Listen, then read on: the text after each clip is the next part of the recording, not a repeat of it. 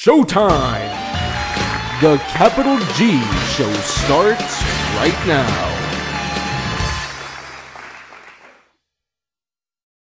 What's up YouTube, Capital G here, talking about some crazy tech cards that you might not have thought about this format. A lot of these cards I've ran into playing against people on DN, and at first I saw them, I was like, what do these do? Because a lot of these cards I was completely unfamiliar with, but then when I kind of looked at the synergy that the card brought into the deck, I was like, wow, I actually see how that works. And, you know, some of these players were just casual, but you can actually apply these into highly competitive decks. I'm not saying that this will be the best version of the deck, but it's just interesting to see how these cards can work in, you know, even tier 1 or very high tier decks. So I'm going to talk about 3 different cards, and I'm going to talk about how you can use them effectively in certain decks. The first card I want to talk about is Dp-Ygo. It's a level 3 Fire Dragon effect monster, 200 attack, 100 defense, and its effect is when this card is normal summoned, you can add 1 Dp-Ygo from your deck to your hand. So basically, it is a gadget. Basically, you know, it just searches itself. It's kind of like Madoche, Mageline.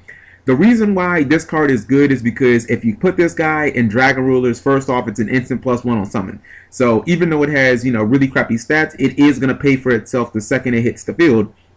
The second is it's a dragon. So you can remove it, you can summon a Dragon Ruler monster that you want, and it's also fire, which means it gives you another search option for Blaster, Dragon Ruler of the Infernos. If you've already used your Flamevale Guard, you know, if you've already like burned through, you know, 2 of your blasters or whatever, you can always just search this guy out. And then that +1 that it gives you when you summon, I mean, that's just the perfect fodder card for, you know, something like a Redox effect or using Blaster to get rid of that problem card. And then, of course, you know, the deck is pretty much fueled by Dragon's Ravine, so you always want free cards in your hand. And then also, one of the great things about this card, since it does have that low 300 attack and it's level 3, it is a perfect Debris Dragon target. You just summon your Debris Dragon, you get your Dp-Ygo to the field, and then you just go Black Rose and you blow up your opponent's field, blow up your field or whatever, and then you added 2 more dragons to your graveyard. So it's pretty much just a win-win. I think that this card is, you know, and like casual versions of Dragon Rulers can be kind of fun to mess around with, and it has like the cutest artwork ever.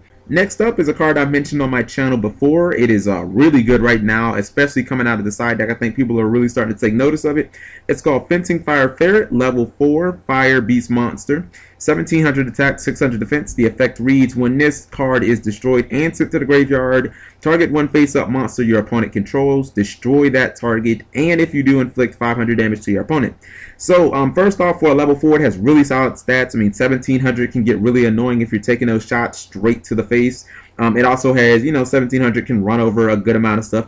It inflicts direct damage, which is always good because you never know when that's randomly going to end the game. It's good right now against 2 really good decks out there. It's really solid against Blackwings because if your opponent summons Shura and Shura runs it over, you know, Shura, Sirocco, you just kill those. You can also ram it into Bora, and then you can just kill another monster that they have on the field. Or if you happen to, you know, your opponent happens to like leave a Blizzard or a Gale or a Vayu on the field, and you attack and they collude you, okay, well, you know, their monster still dies anyway, so you still get to go +1. You're going +1 either way, I guess that's the point. This card is also really, really solid in the Mermail matchup. It counters one of the best plays that the deck has, and that's obviously trying to summon something like a Bestius or Megalo using heavy infantry, because not only do they get the search from their monster, but they get to blow one of your cards up as well. Well, if they blow this guy up, then their monster's just going to die anyway. It's a really good counter to the Abyss Spear plays. You know, when your opponent gets Linde, and then they let Linde die, and then they try and get a Abyss Spike, and then they'll, you know, pitch a heavy infantry and blow your monster up and search for another good card. You know, again, they just, you know, as soon as heavy infantry blows this guy up, I'm just going to blow your Spike up. And it counters another great play that they have where a lot of times they'll just summon Linde, they'll ram your monster, and then they'll just pull, you know, like Lead out of their deck, or they'll pull Megalo out of their deck, and they'll just try and ram over your monster. You know, once again, if they just ram over this guy, it's going to kill their monster anyway. So this card is like a really good counter to any of those cards. And the last thing is, it's also resistant to Mirror Force. You know, let's say that I summon this guy, you have a Gadget and Mirror Force on board. Okay, well, if I attack, I'm either going to get a +1 where I blow up your Gadget, or you're going to use Mirror Force, and, you know, you're still going to lose your Gadget anyway. So, you know, this is one of those cards where when you summon it, unless you have like Bottomless or you have a D-Prison to answer, this guy's generally going to get a 1-for-1 almost at all times. And the last card I want to talk about is one that is really good, especially this format, but it's never seen in any competitive play. It's called Castle of Dragon Souls. It's a continuous trap card that reads, once per turn you can banish one dragon-type monster from your graveyard, then target one monster you control. It gains 700 attack until the end phase. Even if this card leaves the field or if the monster becomes unaffected by card effects, you will still get that 700 attack gain. When this face-up card on the field is sent to the graveyard, you can target one of your banished dragon monsters, special summon that target. You can only control one Castle of Dragon Souls, because if you can control more than one, that would be like a little fucking broken. Anyways, so first off, this card can be used in the damage step. That means not only can you use the effect in the damage step, you can activate this card in the damage step.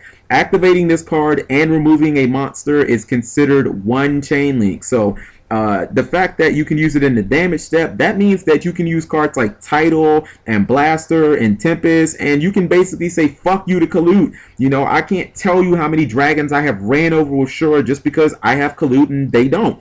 You know, this card is like a hard counter to that. And since banishing a dragon is a cost, even if your opponent chains MST, your dragon will still get banished. And, you know, since it lets you easily banish dragons, which in this format seems to be everything, that means that you can banish your dragon rulers, you can banish an equipped wyvern. They're still going to replace themselves anyway, so I'm not really seeing what the downside is.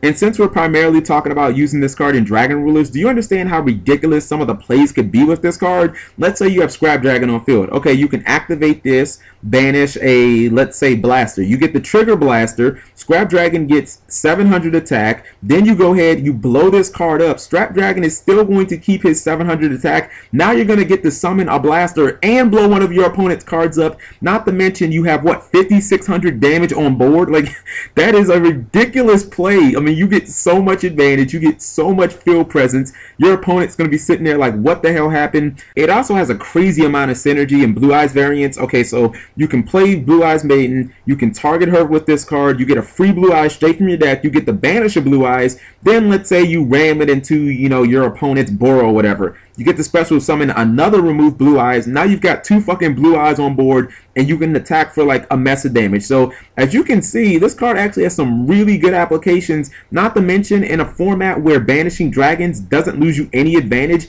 and when the card leaves the field, you get to just summon that dragon. I think this card's incredible. So let me know what you guys think of these three cards that I'm talking about. I'm not saying that they're like the best cards, but you know, you can use them in competitive decks, and that's all I wanted to talk about. Thank you guys for watching as always. Subscribing makes life happy.